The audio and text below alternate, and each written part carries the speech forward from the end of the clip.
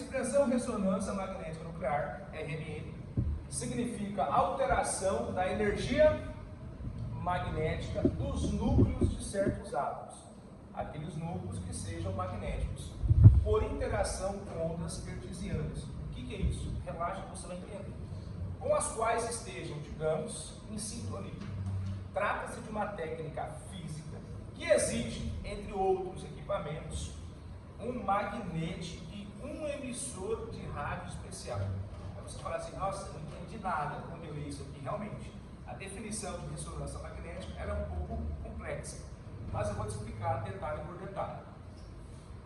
Para que serve a RMN?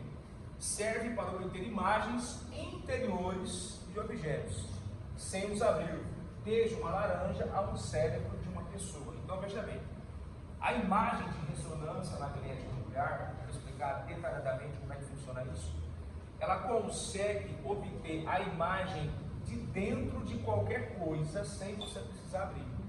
Como que é uma laranja por dentro? Fala para mim, como que é uma laranja por dentro? Como que é uma laranja por dentro?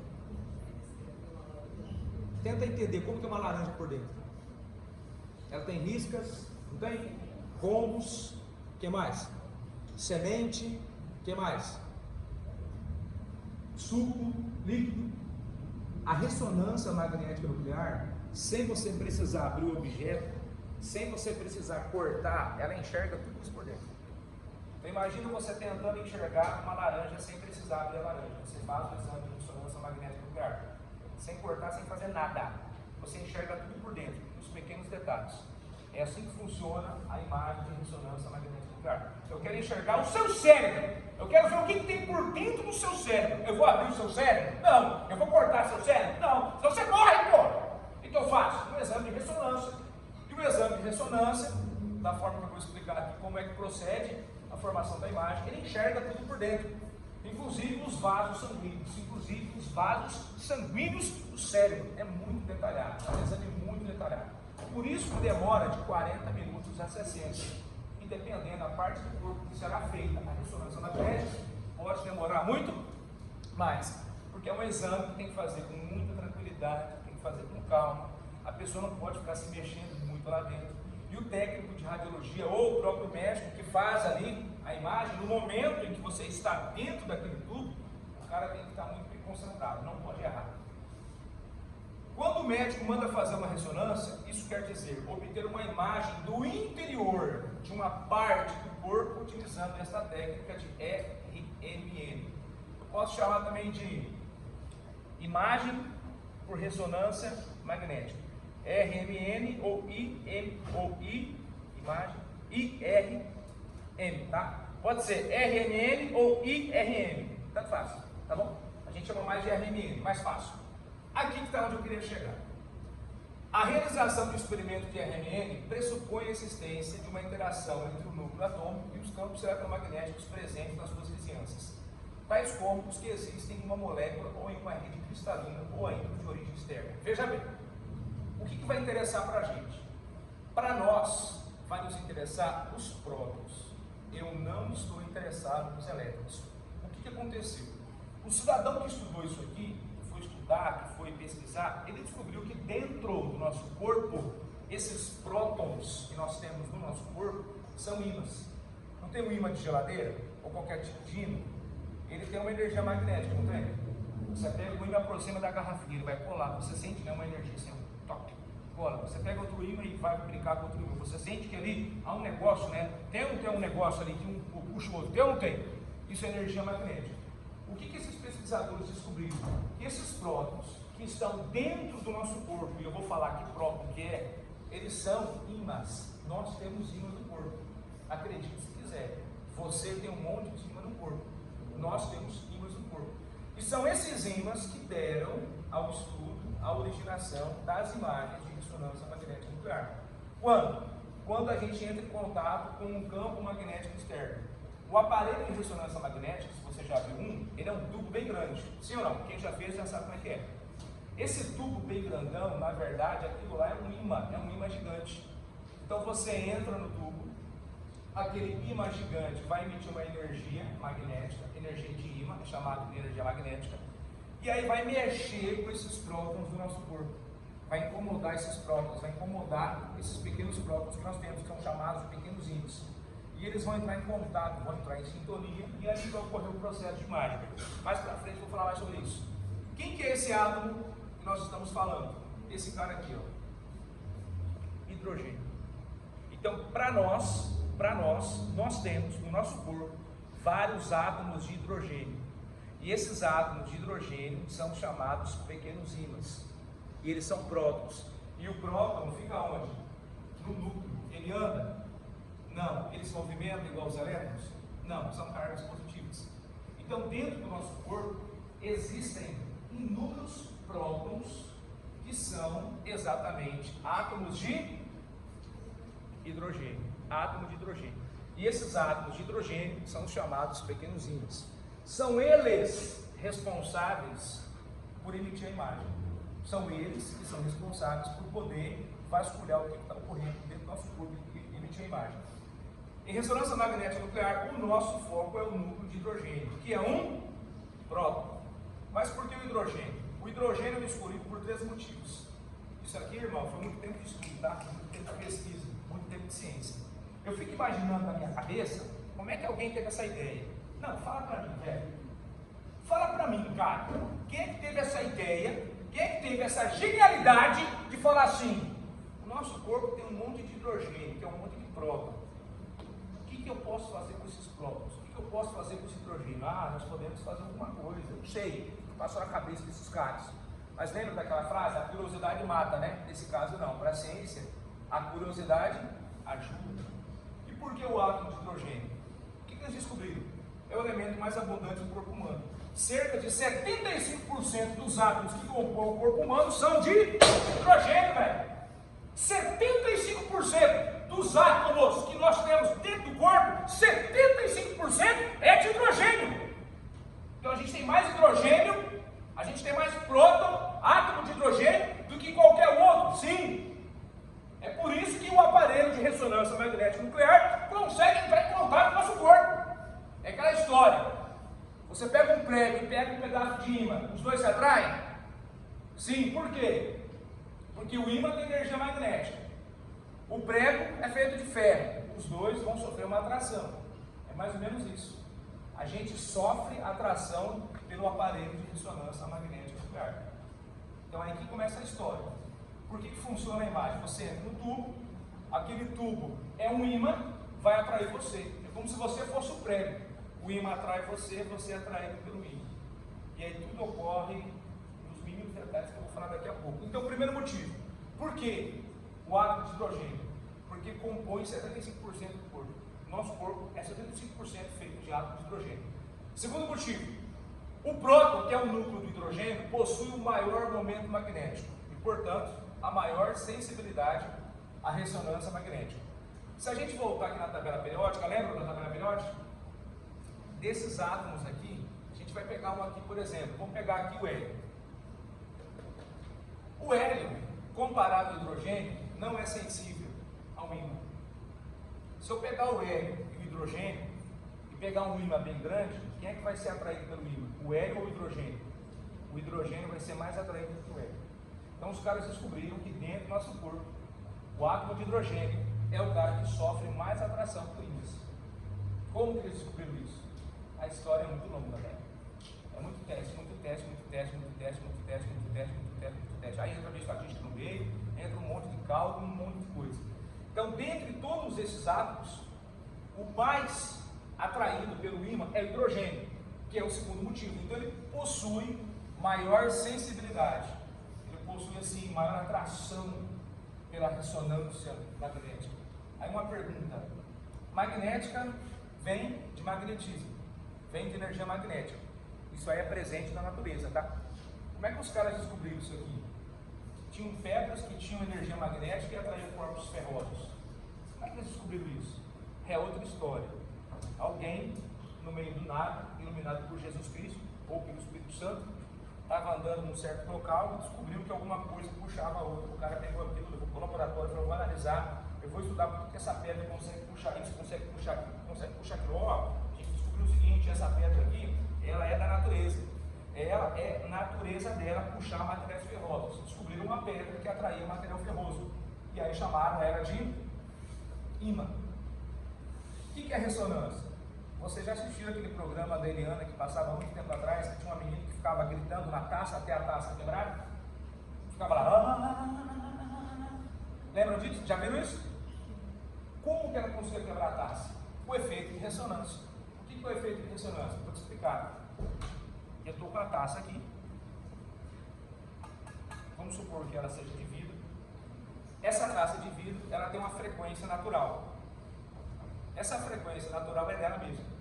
Assim como o ferro, como qualquer outro material possui uma frequência natural. Tá, o que é essa frequência natural? Calma que eu vou te explicar.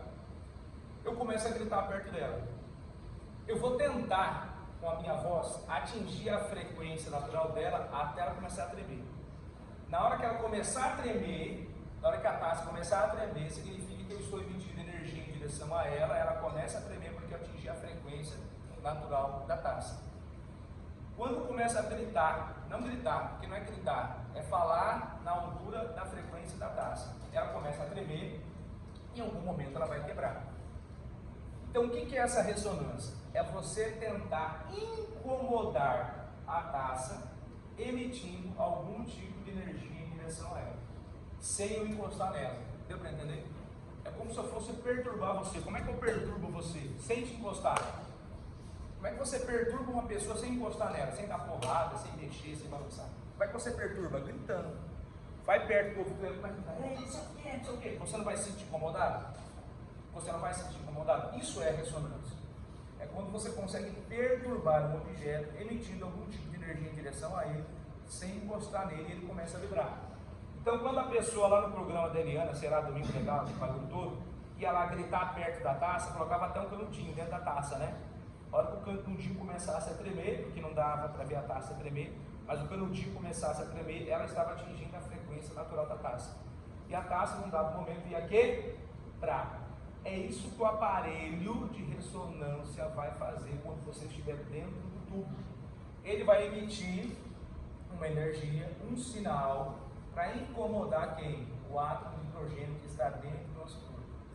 Então, quando ele começa a emitir essa energia, ele vai incomodar o átomo de hidrogênio, esses pequenos ímãs, que são os átomos de hidrogênio que estão dentro do nosso corpo. Esses pequenos ímãs vão se sentir incomodados e eles vão começar a vibrar, vão começar a se mexer. E ali é onde vai acontecer o processo de imagem. Olha que coisa louca. Agora imagina comigo, como que um cidadão consegue descobrir isso? Que se a gente entrar dentro de um ímã bem grande, o ímã vai emitir energia e vai incomodar os hidrogênios que tem dentro do nosso corpo. E os hidrogênios vão começar a se mover, vão começar a vibrar, vão começar a conversar com o ímã que está lá fora, vão começar a conversar com o aparelho de ressonância. É muito estudo. É produto, é fruto de muito estudo. Terceiro motivo. As características de ressonância magnética se diferem bastante entre o hidrogênio presente no tecido normal e no tecido outra descoberta. Você pega, por exemplo, duas imagens. Vamos pegar aqui duas imagens de cérebro. Eu tenho aqui um cérebro sadio e eu tenho um cérebro com tumor. Aí você faz o exame de ressonância. Por que quando eu fizer o exame de ressonância nos dois cérebros, o exame de ressonância magnética vai mostrar o tumor no cérebro? Exatamente por esse motivo. O átomo de hidrogênio, ele consegue denunciar, mostrar a diferença entre o tumor, o cérebro que tem tumor, do cérebro que não tem tumor. O cérebro que não tem tumor, o átomo de hidrogênio não vai falar nada. O cérebro que tem tumor, o átomo de hidrogênio vai falar, está aqui o tumor. E só é possível fazer isso, por quê? Porque o hidrogênio é muito sensível à energia magnética. Então, se eu tenho uma foto de um cérebro sadio, um cérebro sem tumor, o átomo de hidrogênio vai fazer o trabalho dele, mas não vai apontar nada. Agora, quando o tumor existe, o átomo de hidrogênio vai mostrar. E quem é que mostra? O átomo de hidrogênio. Então, o átomo de hidrogênio, ele tem um poder de aparecer de forma diferente em um ambiente patológico e um ambiente não patológico. É como se eu falasse assim para você, todo mundo vê de preto. Aí vem um com a camisa fluorescente. Esse um com a camisa fluorescente não vai se destacar?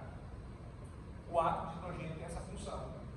Quando tem alguma patologia, quando tem alguma doença, o átomo de hidrogênio fala, tá ali, ó, é aquele cara.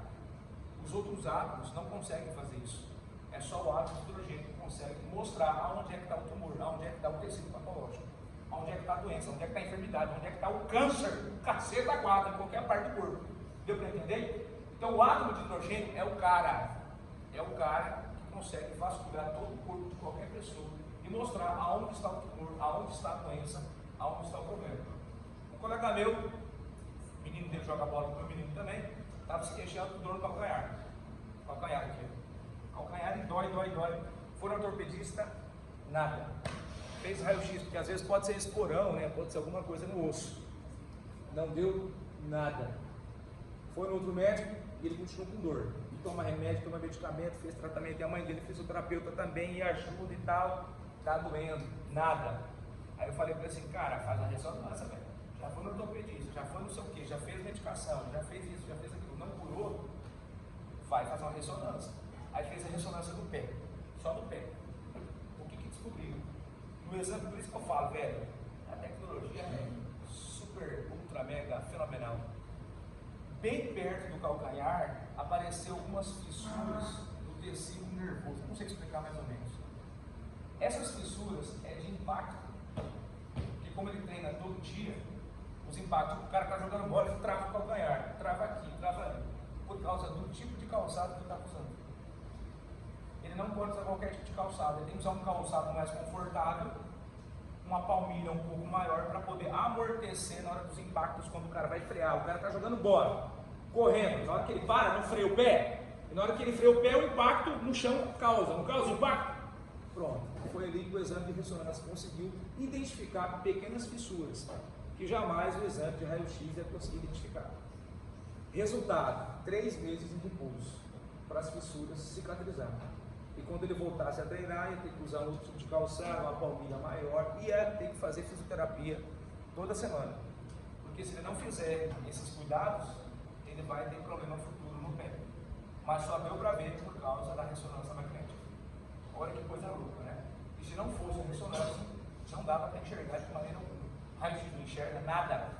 E aí, ele está tomando remédio, medicamento, e futuramente isso vai passando, né? Um problema vai aparecendo em outro. Aí dá problema no rosto, não sei o que, papapá, e no final, depois o moleque fica sem jogar bola. Agora não, deu para ver tudo certinho. Pequenas fissuras, ele mostrou para mim a imagem, umas fissuras, uns risquinhos assim, ó, que aí eles comparam, né, o pé normal, que não tem problema nenhum, com o pé que tem algum problema, né? E as fissuras apareceram. Uma coisa de doido, né? Isso tudo por causa do exame de ressonância. Então, 3 motivos. Qual que é o primeiro motivo? Por que o átomo de hidrogênio é o que mais possui no nosso corpo? O segundo motivo, ele é mais sensível à ressonância magnética. Ele é mais sensível aos ímãs, ao aparelho de ressonância magnética. E terceiro motivo, é o cara que consegue se mostrar diferente dentro de um tecido patológico de um tecido não patológico. Olha ele aí, ó. Agora eu vou mudar o nome dele, tá? Esses átomos de hidrogênio, que são os prótons, a gente vai passar a chamar de spin, tá bom? Por que de spin? Porque ele é um pequeno ímã. A partir de agora eu não vou ficar falando mais átomo de hidrogênio. Não vou ficar falando átomo de hidrogênio. Pronto. Vou falar o quê? Spin. O que é o spin? É o átomo de hidrogênio, que é um pequeno ímã. E ele é exatamente um pequeno ímã. Lembra do ímã? O ímã tem quantos polos? 2, né? Polo norte e polo sul. Então o spin, que é o átomo de hidrogênio, ele é comparado a um pequeno ímã. Polo norte e polo sul. Aqui na ponta da seta seria o polo norte. Aqui, onde não tem a seta, seria o polo sul. E detalhe, estão vendo essa seta amarela? É um próton, não um próton? O próton se movimenta ou ele fica parado? Mas ele gira. Sim, gira. Principalmente na hora que você é submetido ao aparelho de ressonância. Ele gira em torno dele mesmo. Ele tem como se fosse aqui a Terra, né? A Terra gira em torno do seu próprio eixo. Esse movimento de rotação, lembram das aulas de geografia? O movimento de rotação é o que? É a Terra girando em torno do seu próprio eixo. O spin é a mesma coisa.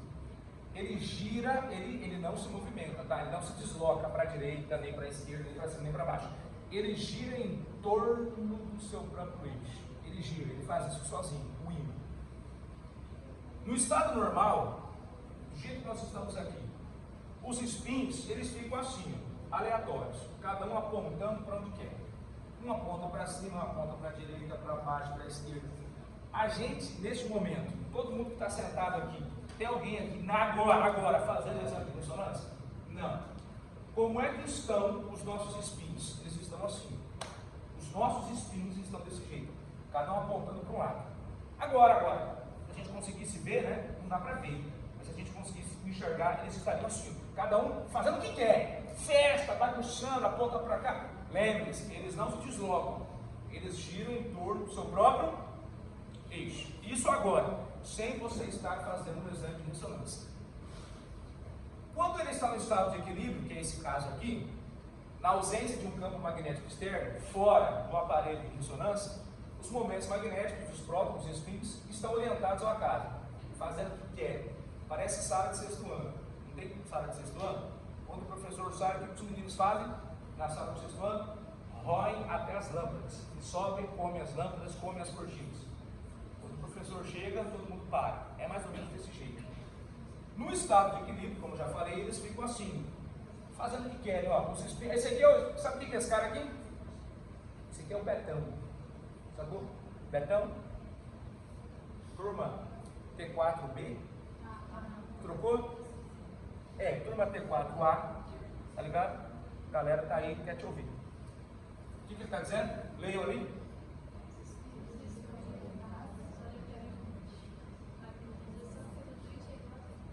Isso no estado de equilíbrio, fora do campo magnético externo, fora do aparelho de ressonância. Agora, quando a gente está dentro do aparelho de ressonância magnética, a história muda. Os prótons agem como pequenos ímãs, como eu já falei, eles ficam alinhados espontaneamente ao longo das linhas de força. Olha só a diferença. Quando a gente entra no aparelho de ressonância, não é um tubo bem grande? É ou não é um tubo bem grande? Tem dois ímãs, um embaixo e outro em cima. O embaixo, geralmente, polo sul, e o em cima, polo norte. Quando você está aqui no meio, você está aqui deitado assim, sei lá, ou o pé, qualquer parte do corpo que estiver aqui no meio, como que os spins ficam? Orientados. Ou eles ficam apontando para cima ou apontando para baixo. Lembre-se, o que é o spin? Alguns vão apontar para cima. O polo norte atrai com quem? O sul. Então lembra, ó, a ponta da seta é norte. Norte atrai com quem? Com o sul. Sul atrai com norte. Então eles vão apontar ou tudo para cima ou tudo para baixo. Mas eles vão ficar alinhados. O que acontece nesse momento? Acontece o seguinte: você entrou no aparelho. Vamos supor que você vai fazer a ressonância, sei lá, da perna. Vamos colocar a perna. Aí tu põe a perna ali, o cara fala assim: não se mexe, fica parado. Aí você fica parado. Ou pode ficar se mexendo. Tem que ficar parado. O cara vai ligar a máquina. Aí começa a ligar a máquina. Aí você ouve uns barulhos estranhos, né? Aquele barulho estranho é o ímã se mexendo. O ímã do aparelho de ressonância. O que está ocorrendo naquele momento? Esse ímã, junto com esse ímã, eles estão mandando energia magnética de um para o outro. Essa energia magnética, esse sinal, é para atingir quem? Os spins que estão dentro do nosso corpo, ou na perna, ou no braço, ou em qualquer lugar. Então esse sinal, o aparelho de ressonância manda, ele mexe com os spins, ele espera um tempinho, porque aquele tempinho é o momento para que os pequenos ímãs que estão dentro do nosso corpo se alinhem com o campo magnético dos ímãs grandes do aparelho de ressonância. Quando eles estão alinhados, que demora um pouquinho, aí que o exame vai começar. Aí ele começa a apertar lá os botões e ele vai fazendo as imagens. Por isso que você não pode se mexer, porque naquele momento, tudo isso aqui, ó, os pequenos ímãs, os spins, eles têm que ficarem alinhados com os dois ímãs gigantes do aparelho de ressonância. Se você mexe a perna, você desalinha eles. Tem que fazer o exame de novo. Tem que fazer a imagem de novo. Por isso não pode se mexer. Tem que ficar o mais parado possível. E demora, porque para poder ocorrer esse alinhamento, ocorrer a emissão do sinal do aparelho para o corpo e o corpo vai devolver o sinal, é aí que forma a imagem. O aparelho de ressonância emite o sinal, emite aqui um campo magnético, os spins se alinham e ele recebe esse sinal e devolve para o aparelho. O que acontece nesse momento? Isso aqui, ó. Eles vão começar a girar. Quando eles estiverem alinhados, eles vão começar a girar em torno deles mesmos. Esse movimento é chamado de precessão. Olha o que o Betão está falando. Os prótons não estão exatamente enfileirados, estão se movimentando como um roda-peão. Eles estão precessando. É nesse momento de precessão que o spin ele vai fazer uma vasculhação. Tipo assim, ele vai tentar enxergar, né? Ele vai rodar, ele vai falar assim, eu estou vendo, tá? Eu estou vendo. E ele vai tentar identificar onde é que está o tecido patológico, onde é que está o câncer, o tumor, onde é que está a doença. E quando ele identifica a doença, ele pega o sinal e devolve para o aparelho de ressonância. Por isso que o cara que está manuseando a máquina, ele demora pra caramba, porque ele vai fazendo as imagens. Ele só pode terminar a hora que isso aqui acontecer. Ele começa a rodar, ele recebe o sinal da máquina, vasculha, ele vai olhando por toda a parte do corpo, em detalhes, enxerga tudo, vaza, tudo que você imaginar. E se ele enxergar alguma coisa de errado, ele pega o sinal e devolve para o aparelho de ressonância. E esse sinal que ele manda de volta, é como se fosse uma onda eletromagnética, é aí onde gera a imagem dentro do aparelho. Aí sai a foto. Apareceu a fissura, apareceu o vaso, apareceu o tumor. Cara, isso aqui é uma coisa assim impressionante. É uma coisa assim surreal, uma coisa fora do comum. Quem descobriu isso? Quem estudou isso? Como os caras chegaram a esse processo? Descobrir que dentro do nosso corpo tem ímã. Esse ímã, ele vai conseguir girar em torno dele mesmo, vai vasculhar onde é que está o tecido patológico, onde é que está a doença, vai devolver o sinal para um aparelho, para um campo magnético externo, para um aparelho externo, e aquilo ali vai virar uma imagem. Cara, é uma coisa de louco, velho. Pensa comigo, isso aqui é ou não é uma loucura? Como que os caras conseguiram descobrir isso aqui? Eu falo para todo mundo. Tem 23 anos que eu dou aula, eu falo assim, velho, tem coisa que é coisa de Deus, mano. É milagre. Eu acho que Deus iluminava esses caras antigamente, que é possível. Como é que você vai chegar nisso aqui? Eu acho que o Espírito Santo falava assim, ei, vem cá, você vai descobrir tal coisa. Ele ia lá e tinha alguma coisa que ele tinha que descobrir. É muito doido, você olha para a ciência, os caras descobriam coisas antigamente sem ter um tipo de tecnologia, sem ter celular, sem ter internet, sem ter nada. Fala para mim, cara, fala para mim, você não concorda comigo que tem coisa que é coisa de Deus? Só pode, porque isso é inexplicável. Vocês já viram, né, dentro da medicina, o médico faz o exame na pessoa, a pessoa está com câncer. Daqui 3 meses a pessoa faz o exame, o câncer sumiu. O que explica aquilo? Milagre, pô. E milagre não se esse. Eu tenho colegas médicos que falavam, cara, a pessoa chegou lá, câncer terminal. Eu dei 1 ano para ela, 3 meses depois ela voltou, estava curada. Fizemos vários exames, não tinha mais nada. E ela está viva até hoje. É coisa de Deus, né, mano? Por isso que eu também penso que algumas coisas eu acho que o Espírito Santo falava. E se você for olhar na história, na biografia dos cientistas, todos eles estudavam a Bíblia, tá? Esses dias eu entrei embaixo do colega meu e falei, vamos sair na porrada aqui, irmão. Eu falei para ele assim, pega Einstein, pega Galileu Galilei, todos eles estudavam a Bíblia, todos. Tinha um cara que estudava só os livros de Apocalipse, e descobriu muita coisa lá. Por isso que eu falo, né? Religião e ciência no passado era assim, né? Hoje não, hoje é assim. Então assim, alguma coisa a gente vai descobrir futuramente, né? Quando eu for para o céu, eu vou perguntar para Deus. Me fala, como que eles descobriram isso aqui? Foi alguma coisa na Bíblia, alguma coisa iluminada pelo Espírito Santo, só pode, não é possível. Compreenderam como é que funciona a imagem? Fala para mim, é ou não é uma coisa de louco? Vocês sabiam disso? Que dentro do nosso corpo tem ímã? Pois é, uma coisa de doido, né? Esse tipo de movimento realizado pelo próton num campo magnético externo é chamado de precessão. Como é que ocorre a precessão? Quando o spin está alinhado com o campo magnético externo e começa a girar em torno dele mesmo. Ele vasculha, manda o sinal do exame de ressonância, do aparelho. O que acontece após a colocação do paciente no campo? Aqui eu fiz um resumo, tá? Deixei para você estudar. No paciente submetido a um campo magnético externo, emitimos uma onda de radiofrequência sintonizada, ou seja, um tipo de radiação eletromagnética com frequência localizada na faixa das ondas de rádio e, mais exatamente, uma onda intensa de curta duração, isto é, um uso de radiofrequência. Em outras palavras, quando você entra no aparelho, o que o aparelho faz?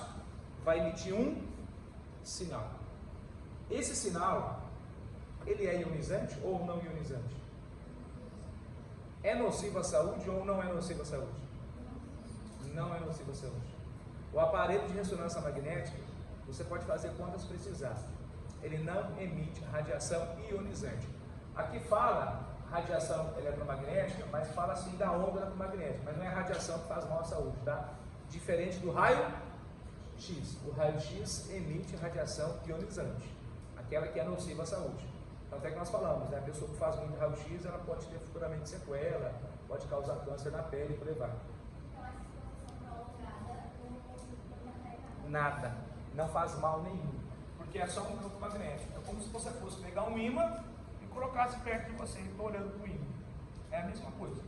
Então, o aparelho de ressonância magnética não emite radiação ionizante, aquela que faz mal à saúde. Você pode fazer quantos exames você precisar, não vai te fazer mal nenhum. Sacou o bagulho? A não ser, aí tem um porém, né? A pessoa que tem marca-passo. Aí é um pequeno problema. Porque imagina, dependendo de onde for o exame de ressonância, a pessoa tem marca-passo, o marca-passo é ferro, né? Aí a pessoa entra no aparelho de ressonância, ela é puxada. Então tem que tomar cuidado. Então nesse caso aí o campo magnético seria isso aqui, tá vendo essa seta grandona aqui, ó, B? Seria o campo magnético, ele tem que ser um pouco reduzido, para não atrair o marca-passo. Porque se abrir o marca-passo, aí você gruda, aí a pessoa está lá flutuando, né, dentro do aparelho. Gruda em cima, gruda embaixo, porque ele atrai. Isso aqui é um ímã gigante. Então as pessoas que usam marca-passo têm que tomar cuidado, se for precisar fazer um exame de ressonância. Gestante não tem problema, só que aí também depende muito da situação, porque não emite radiação nenhuma. A pessoa está grávida, vai fazer exame de ressonância, tem problema? Não tem problema nenhum. Só tem que cuidar na posição ali, que ela vai ficar, barrigona e tal. Diferente do raio-x, né? Se for fazer raio-x, aí já tem problema. Dependendo da gestante, não pode fazer o exame de raio-x, porque o exame de raio-x emite radiação, a ressonância não emite. Qual que é o objetivo? É conseguir, aqui eu já passei aqui. Quando o pulso de radiofrequência e a frequência de precessão dos prótons é a mesma, ou seja, os dois têm que entrar em sintonia. Ó. Como eu falei, ele emite o sinal, os spins são incomodados, eles ficam orientados, eles começam a girar. É nesse momento que é o chamado momento de precessão.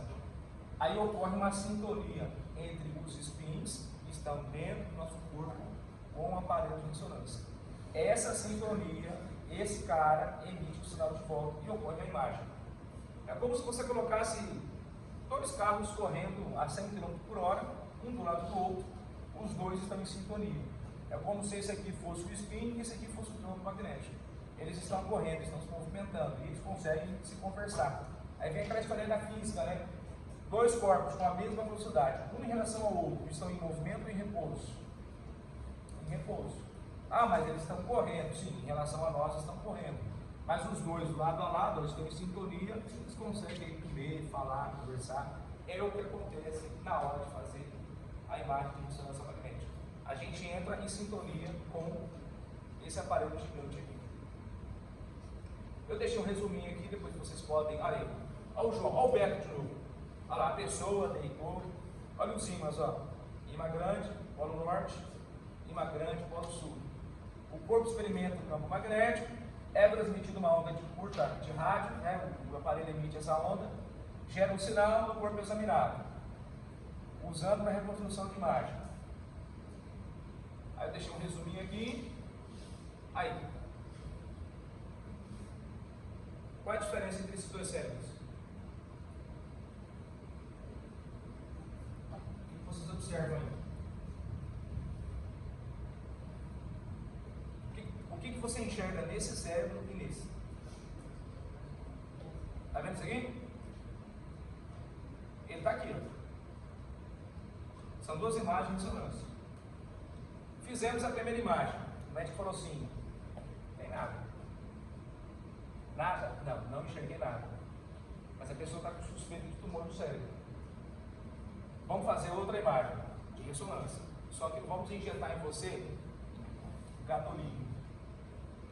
Pega o braço, pega o gadolínio, que é esse líquido aqui. O gadolínio é um elemento que está gadolínio líquido. Injeta no corpo. Na hora que injetar, injeçãozinha, vamos fazer o exame de novo? Vamos. Fizemos o exame. Apareceu um tumor. Tem tumor que é muito escondido. Você pode fazer 30 imagens, não vai aparecer. Aí o que o médico faz? Pede para você tomar gadolino na veia. O que o gadolino vai fazer? É um contraste. Ele vai aumentar o contraste e vai aumentar, digamos assim, a vasculhação dos espíritos.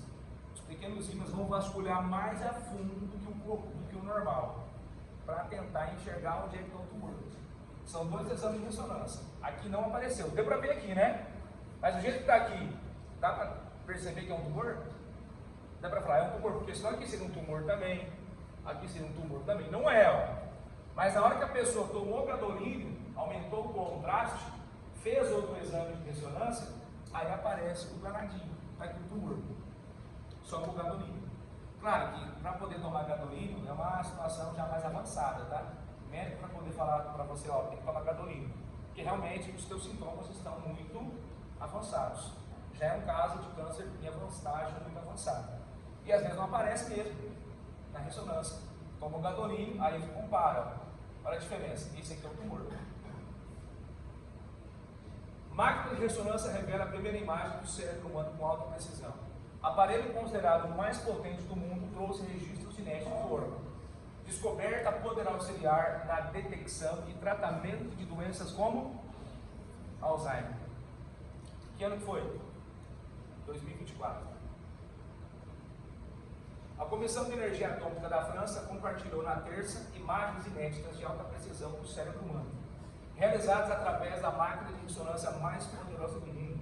A descoberta pode ser importante para detectar doenças neurodegenerativas como Alzheimer e o Parkinson. As novas imagens são fruto, olha aí, cara, isso aqui tem uma coisa, tem gente que se preocupa, né? De quanto tempo, gente? 20 anos pesquisando e desenvolvendo sobre o scanner e o que é o nome da máquina, tá? O nome da máquina mais poderosa do mundo, a ressonância mais poderosa do mundo. Eles chamaram de scanner Isabel. Atualmente considerado como o aparelho de ressonância magnética mais poderoso do mundo, possuindo uma intensidade de campo magnético de quantos teslas? 11,7. O que seria isso aqui? O campo magnético do aparelho. Eu falei para vocês na aula retrasada, tem um ímã de geladeira? Aquele ímã de geladeira? Aquele ímã de geladeira tem 1,3 Tesla. 1 Tesla. É muito pequeno. Quando você faz exame de ressonância aqui em Vilhena, ou na Magimagem, ou na CBI, o campo magnético é de 3 a 4 Teslas. 3 a 4 Teslas. Agora imagine uma máquina de 11,7 Teslas. É muito poderosa. E resultado, está aí, ó. Imagem do cérebro com a máquina de 3 Teslas. Essa que a gente tem aqui em Vilhena. Olha de 7. Já mudou um pouquinho, não mudou? Olha de 11. Qual que é a diferença entre os três? O que dá para perceber? Os vasos sanguíneos. A gente consegue observar aqui, ó, os vasos sanguíneos com mais detalhe do cérebro. Isso aqui é descoberta há mais de 20 anos de pesquisa. O que os caras estão fazendo hoje? Estão comparando o cérebro de pessoas que têm Alzheimer com o cérebro de pessoas que não têm Alzheimer. E essa comparação eles vão perceber pelos vasos sanguíneos e pelo posicionamento de cada parte do cérebro, como se comporta uma pessoa que tem Alzheimer e outra que não tem. Eu até disse semana passada, a gente tem 20 anos, 30 anos de idade, a gente faz a ressonância.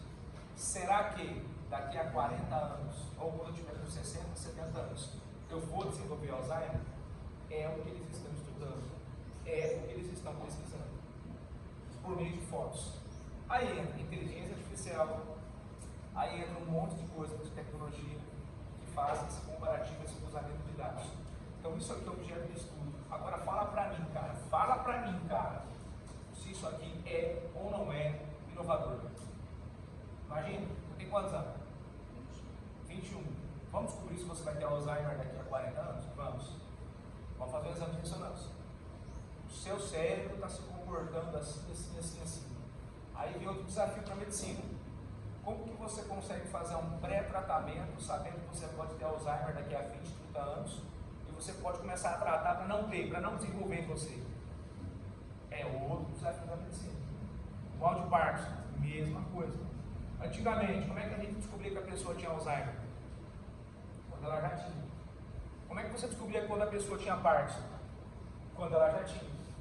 Hoje, já dá para prever se vai ter ou não vai, com o exame de ressonância. É coisa de doido. Porque o cérebro, aí é um desafio para a psiquiatria, né? Como que o cérebro se comporta. Aí entra na psiquiatria, entre outros detalhes da medicina. Mas o mais interessante é isso. Como? Tem que provar. E a gente só consegue provar cientificamente, usando imagens. O Willard foi capaz de adquirir as imagens do cérebro humano em apenas 4 minutos. Quanto tempo demora o exame de ressonância comum? 40, 50, 1 hora. Essa máquina consegue fazer em quanto tempo? Por que ela consegue fazer em menos tempo? Por causa do campo magnético, velho. Velho, compara 3:11, aumentou demais. 3:11 aumentou muito. Então, se o campo magnético é maior, óbvio, o exame vai ser mais rápido. Olha aí, uma foto de perfil, né? Uma foto do perfil do cérebro, perfil lateral, corte. Cérebro humano visto de lado, imagem gerada com alta precisão. Olha que doido. Aqui é onde fica o córtex cerebral, né? Eu gosto muito dessa parte do cérebro, que é onde o cérebro armazena as informações. É aqui que fica armazenada as informações. Tudo que você estuda fica aqui, ó, no córtex, que é a parte frontal do cérebro. Então, se você chegar em casa e estudar hoje, ele vai armazenar as informações aqui. E se não estudar, ela vai embora, se dispersa. Olha que bonito. Parece intestino, né? Parece intestino, parece algo intestino. Mas é um cérebro, velho. Que doido. Neurocientistas, físicos, matemáticos e médicos trabalharam juntos para desenvolver ferramentas e modelos que ajudarão a compreender melhor como funcionam os cérebros saudáveis e doentes, expandindo os horizontes das explorações do cérebro humano. Explica a Anne Berry, diretora de pesquisa fundamental em ensino. Cara, isso aqui é neurocientista, físico, matemático, médico, químico, tudo que você imaginar, estudando para poder trazer benefícios à saúde humana, né? Coisa de doido. Detectando doenças neurodegenerativas. A nova descoberta terá impacto na pesquisa médica. Segundo a CIA, as imagens de alta precisão apoiarão o diagnóstico dos cuidados de saúde para doenças neurodegenerativas, como Alzheimer e Parkinson, que é um desafio muito grande da medicina. Como prever, como fazer um pré-tratamento, como operar um pós-tratamento, enfim. Nosso objetivo é investigar doenças neurodegenerativas até quando? Esse ano a 2030. Bem como outras doenças que se enquadram mais na psiquiatria, como esquizofrenia, também entra, e transtornos bipolares. As ciências conectivas também terão uma importância fundamental na nossa investigação. Esquizofrenia, qual é o motivo? Por que a pessoa é esquizofrênica? Por que a pessoa tem transtorno bipolar? Dá para prever, dá para tratar? Vai. Eu acho que eles vão descobrir alguma coisa futuramente. A como precaver. E eles vão começar a fazer isso, sabe com quem? Criança. O menino tem 12 anos. Já apresenta alguns comportamentos diferentes. E aí? Vamos pegar esse menino. É ressonância magnética no limite de radiação.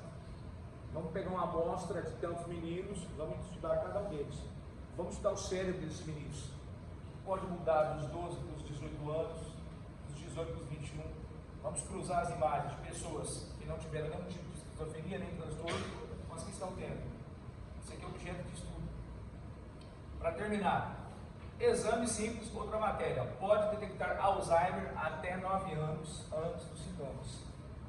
Com um exame comum, não invasivo e que dura apenas 6 minutos, pesquisadores do Reino Unido desenvolveram um método de avaliação capaz de diagnosticar a doença neurodegenerativa até 9 anos antes dos sintomas, usando aquela máquina de ressonância lá.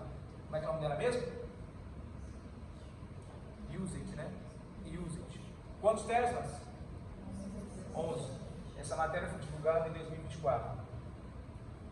E eu deixei um resumo aqui para vocês de tudo que eu falei. Uma técnica de imagem, dá uma estudadinha, tá ligado? Tá tudo aqui, ó. Isso aqui é para estudar mesmo, tá bom? Ressonância magnética do coração e vasos sanguíneos. Olha que interessante. Ressonância magnética do coração.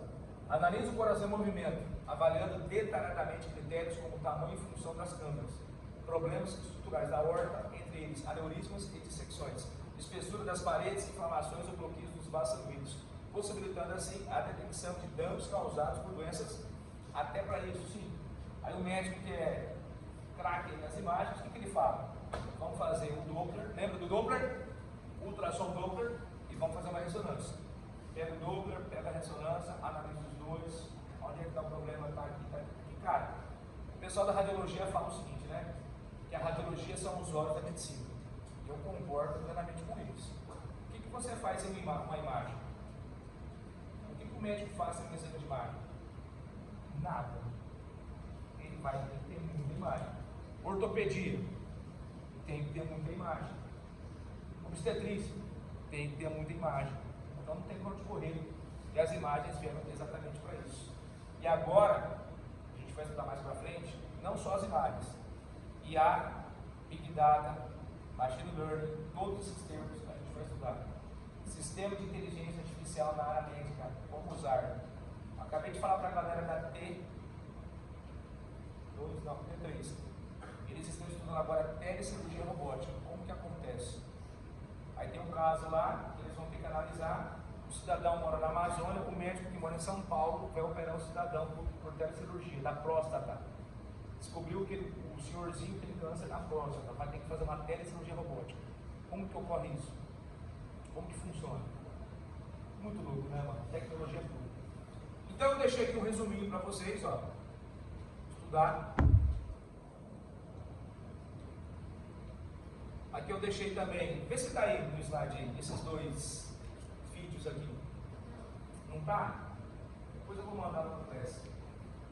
Eu ia mostrar para vocês, mas não vai dar tempo, mas aí na hora que a gente mostra. Mas eu vou mandar para vocês. Ó. São dois vídeos do YouTube, bacana. Um fala do crânio, outro fala da pelve feminina.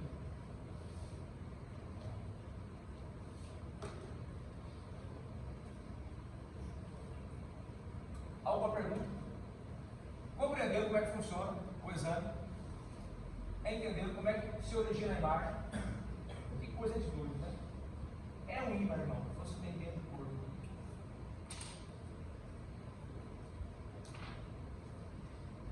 Deixa eu fazer a chamada aqui. Semana que vem, a gente encerra o caso, eu mostro esses vídeos aqui na sala. A gente comenta sobre isso. Eu já falei, né, como é que vai fazer encerramento, né? Já falei para vocês, né?